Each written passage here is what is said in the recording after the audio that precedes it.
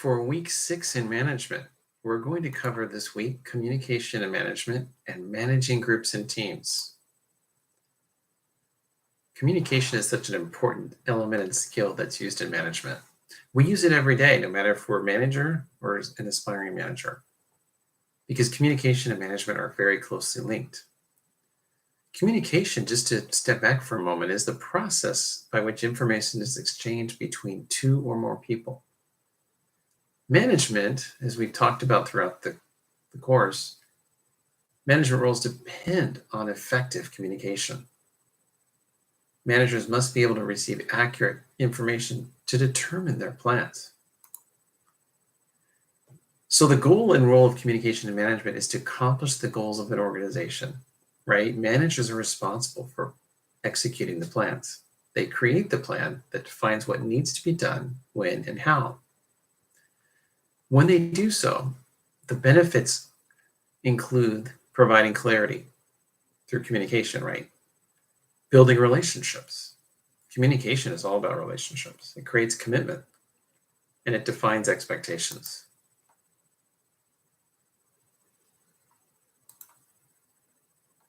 When we step back and think more about communications, there are formal and informal communication systems.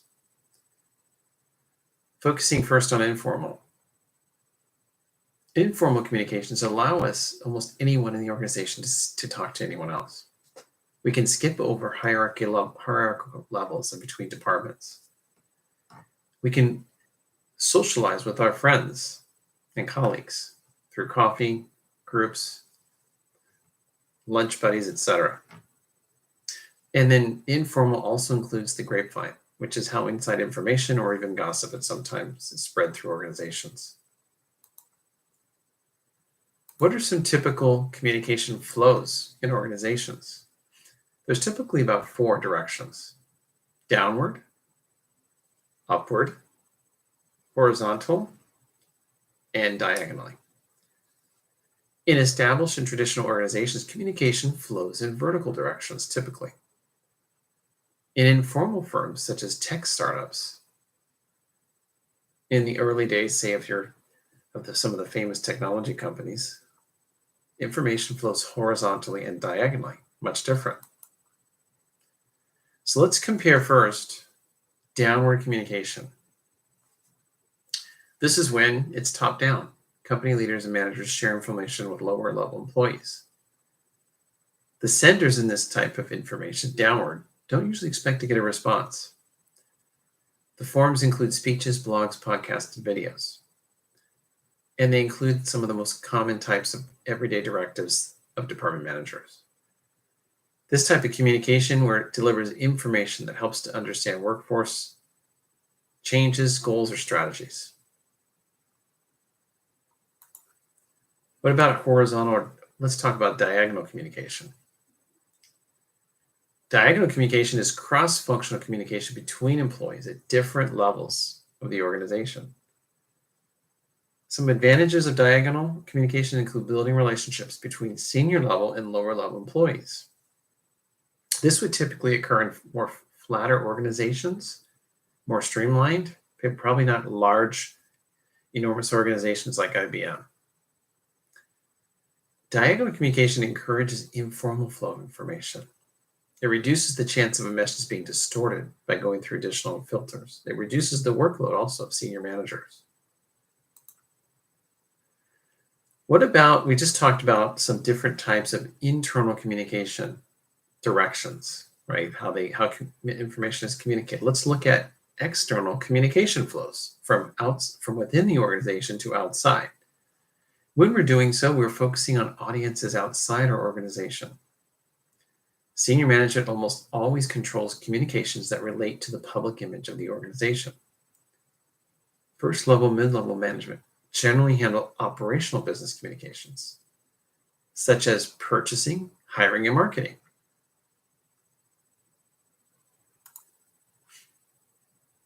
Let's emphasize another key point of information. Communication is used as the lifeblood of an organization.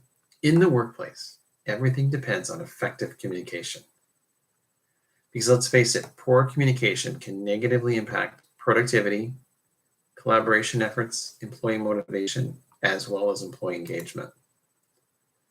And we need to keep in mind when we're communicating internally and externally, the 7 C's of communication: being clear, concise, concrete, correct, considered, complete, and courteous.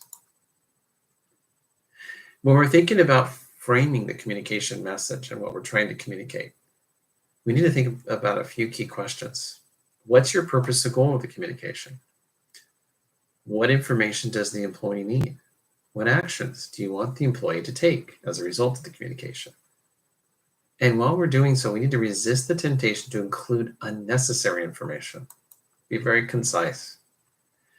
When we're talking about being concise in our communications, that means getting to the point and sticking to the point, eliminating unnecessary words, such as, and I've caught myself doing this at times, of course,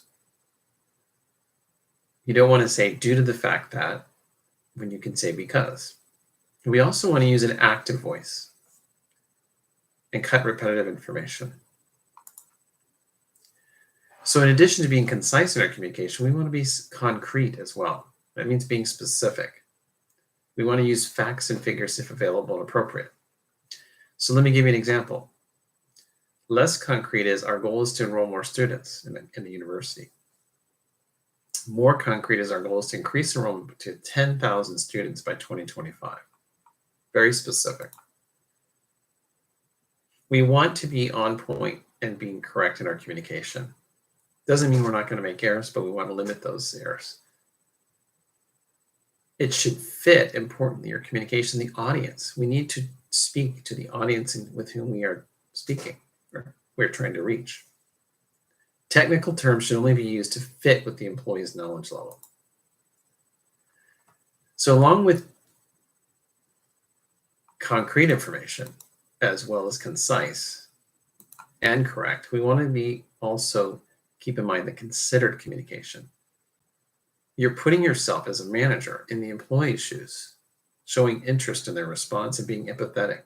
You want to emphasize as well the positive whenever possible. And then another C component of the C's with communication is complete information communication.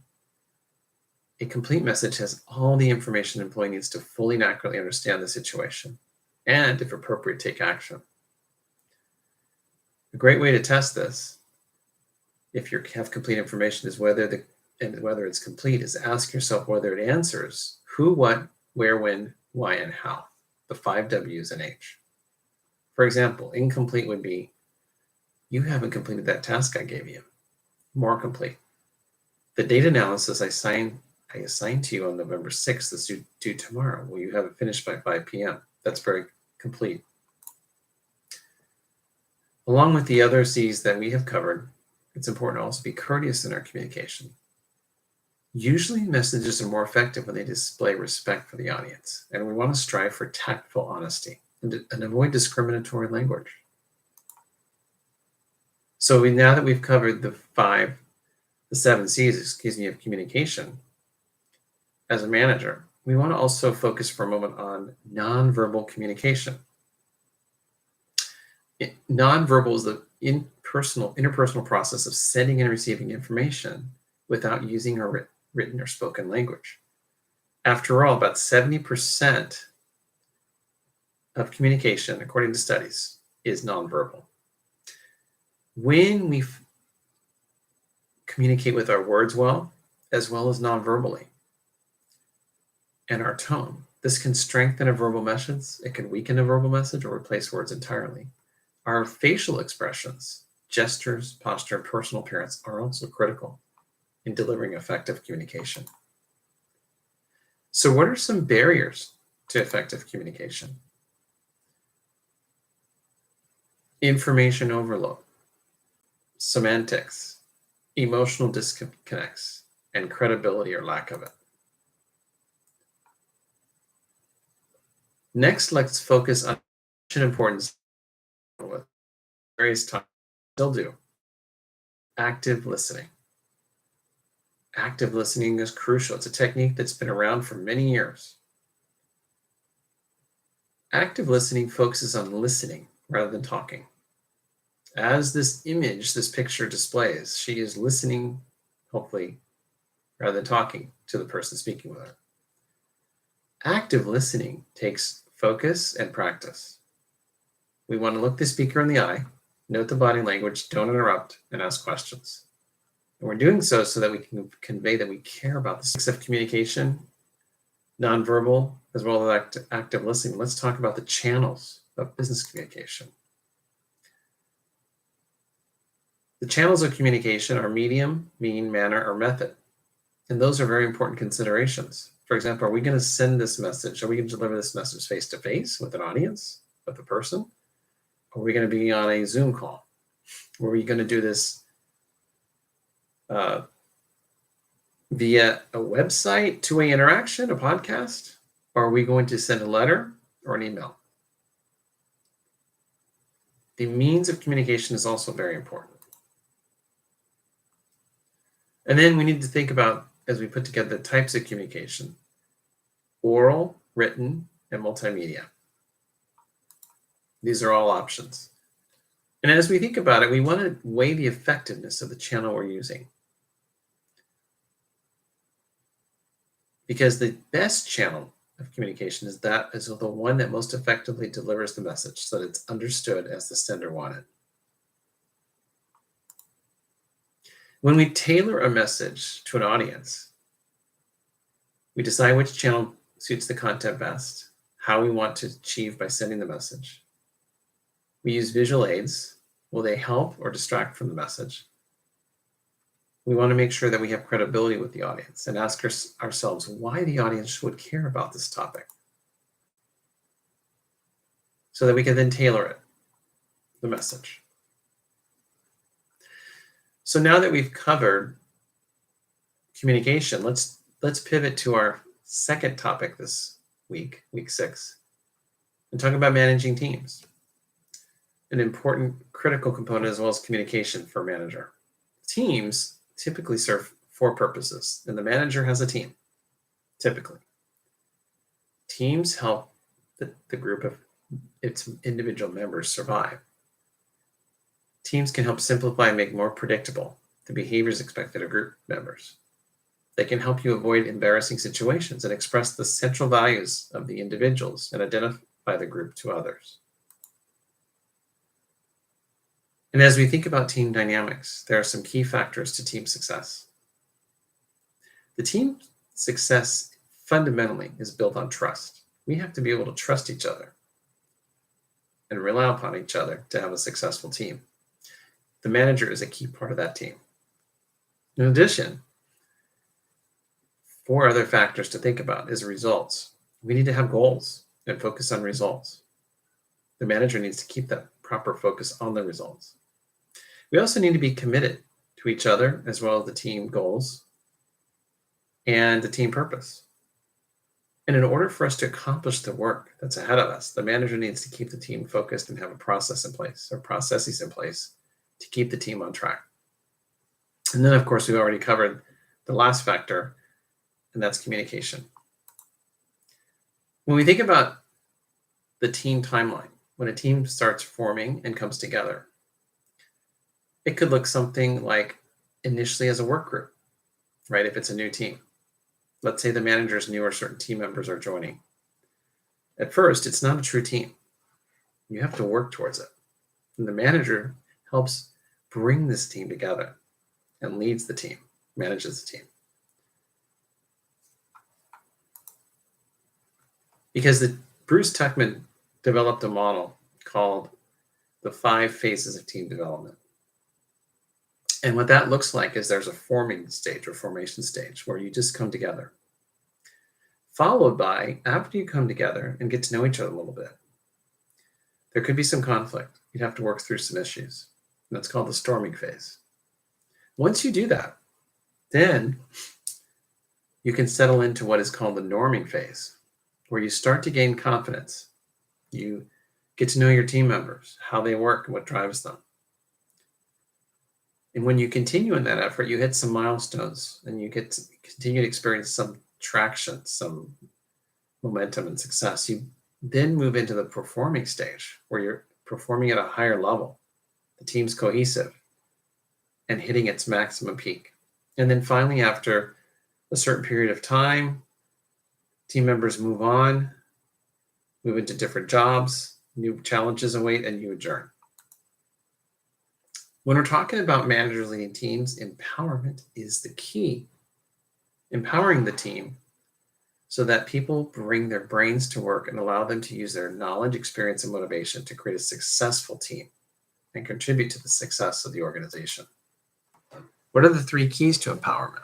The first is share information readily with each other.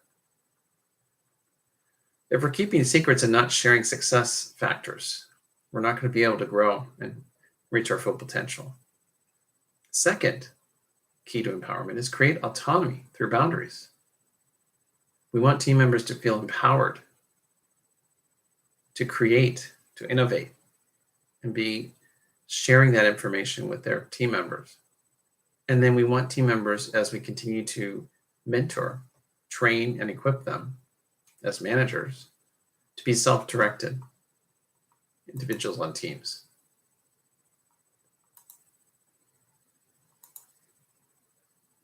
It's important to point out, as leaders, right? We talked about managing teams. Leaders know how to delegate responsibility. They know how to develop and delegate responsibility to their team members. Why? Because effective delegation saves time, develops people, and grooms successors. When leaders delegate, it avoids dependency. We use skills and resources that are within the group, and we keep team members from burning out.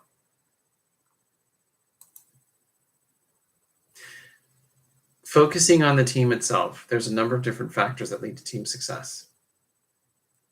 I mentioned this earlier, but it's investing in relationships, the manager pouring into each of the team members. It's a relationship, and the investment that the manager makes in those relationships is crucial. The manager is also being looked at, as you know, from the manager perhaps that you have, or maybe you're the manager. You're modeling collaborative behavior. The team is looking to you as a guide, as a model, a mentor. And you're ensuring, as the manager, the team is trained and equipped with the proper skills. You're supporting a strong sense of community, building on heritage relationships, and understanding role clarity and ambiguity. So this walk through communication skills, a key requirement of managers and the entire team and organizations, as well as the factors involved in managing teams and leading teams, and that leaders delegate. I just wanted to reinforce those themes this week and look forward to your responses and hope you have a great week. Thanks very much.